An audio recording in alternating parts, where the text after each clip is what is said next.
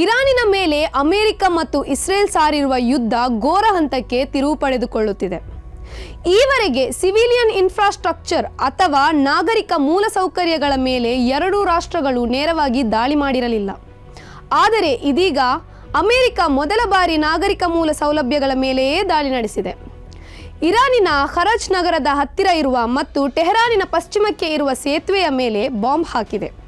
ಈ ಸೇತುವೆಯು ಮಧ್ಯ ಏಷ್ಯಾದ ಅತಿ ಎತ್ತರದ ಸೇತುವೆ ಎಂಬ ಹೆಸರನ್ನು ಗಳಿಸಿಕೊಂಡಿತ್ತು.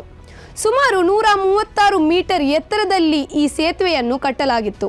ಈ ಸೇತುವೆಯು ನಿರ್ಮಾಣ ಹಂತದಲ್ಲಿತ್ತು ಎಂದು ಹೇಳಲಾಗುತ್ತಿದೆ ಮತ್ತು ಈ ಸೇತುವೆಯನ್ನು ಸಾರ್ವಜನಿಕರಿಗೆ ತೆರೆಯಲು ಎಲ್ಲ ಸಿದ್ಧತೆಗಳನ್ನು ನಡೆಸಲಾಗಿತ್ತು ಎಂಬ ಅಭಿಪ್ರಾಯವೂ ಇದೆ.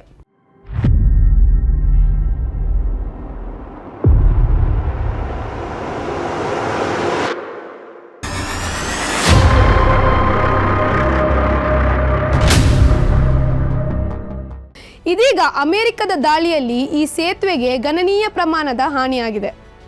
ಕನಿಷ್ಠ 8 ಮಂದಿ ಸಾವಿಗೀಡಾಗಿದ್ದಾರೆ ಎಂದು ಇರಾನಿನ ಅಧಿಕಾರಿಗಳು ಹೇಳಿದ್ದಾರೆ.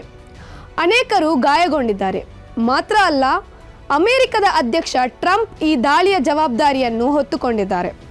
ಮಾತ್ರ ಅಲ್ಲ, ಸೇತುವೆ ಕುಸಿಯುವ ವಿಡಿಯೋವನ್ನು ಅವರು ಹಂಚಿಕೊಂಡಿದ್ದು ಮೋರ್ ಟು ಫಾಲೋ ಅಥವಾ ಇನ್ನೂ ಹೆಚ್ಚಿನ ದಾಳಿಗಳು ನಡೆಯಲಿದೆ ಎಂದು ಎಚ್ಚರಿಸಿದ್ದಾರೆ.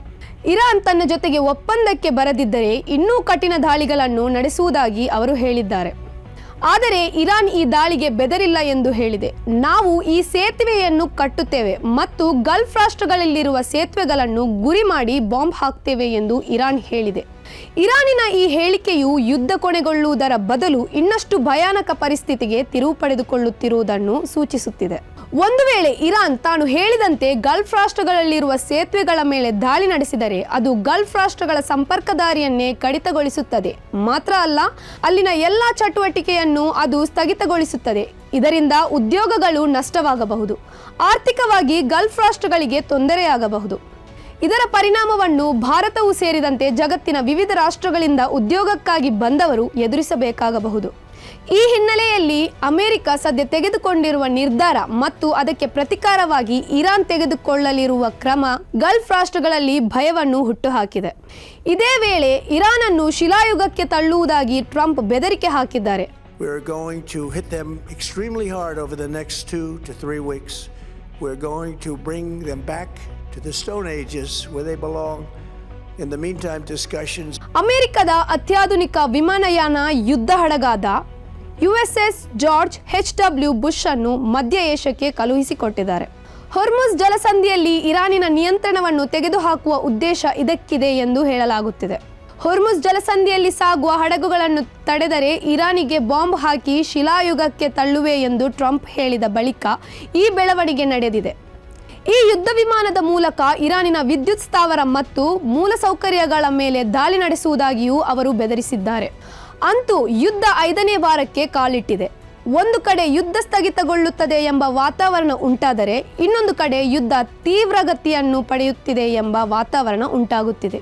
ಇದರ ಪರಿಣಾಮವನ್ನು ಗಲ್ಫ್ ರಾಷ್ಟ್ರಗಳು ಅನುಭವಿಸುತ್ತಿವೆ. ಗಲ್ಫ್ ರಾಷ್ಟ್ರಗಳಲ್ಲಿ ಇರುವ ಕಂಪನಿಗಳು ಕೆಲಸದ ಸಮಯವನ್ನು ಕಡಿಮೆಗೊಳಿಸುತ್ತಿವೆ, ವೇತನ ಪರಿಷ್ಕರಣೆಯನ್ನೂ ನಡೆಸುತ್ತಿವೆ. ಈ ಕಾರ್ಯಕ್ರಮದ ಪ್ರಾಯೋಜಕರು Gadiyar group of companies, specialised in piling and shoring, engineering consultancy, firefighting, steel structures, real estate. Office SIT Tower, Silicon Oasis, Dubai, UAE. ಸ್ನೇಹಿತರೆ, ನಿಮ್ಮ ಅದ್ಭುತ ಬೆಂಬಲದಿಂದ ಸನ್ಮಾರ್ಗ ನ್ಯೂಸ್ ಚಾನೆಲ್ ಈಗ 2 ಲಕ್ಷ ಸಬ್ಸ್ಕ್ರೈಬರ್ಗಳನ್ನು ದಾಟಿದೆ. ಇದು ನಮ್ಮ ಯಶಸ್ಸಲ್ಲ, ಇದು ನಿಮ್ಮ ಯಶಸ್ಸು. ನಮ್ಮ ಮುಂದಿನ ಗುರಿ 4 ಲಕ್ಷ. ಇದು ಕಷ್ಟವಲ್ಲ. ನೀವು ಮಾಡಬೇಕಾದದ್ದು ಸಿಂಪಲ್. ನೀವು ಸನ್ಮಾರ್ಗ ನ್ಯೂಸ್ ಚಾನೆಲ್ ವಿಡಿಯೋವನ್ನ ನಿಮ್ಮ ಸ್ನೇಹಿತರಿಗೆ, ಕುಟುಂಬದವರೊಂದಿಗೆ ಹಂಚಿಕೊಳ್ಳಿ ಮತ್ತು ಅವರಲ್ಲೂ ಸಬ್ಸ್ಕ್ರೈಬ್ ಮಾಡಲು ಹೇಳಿ. ನೀವು ಶಕ್ತಿಯನ್ನು ಕೊಡಿ, ನಾವು ನಿಖರ ಸುದ್ದಿ ಕೊಡ್ತೇವೆ. ಧನ್ಯವಾದಗಳು.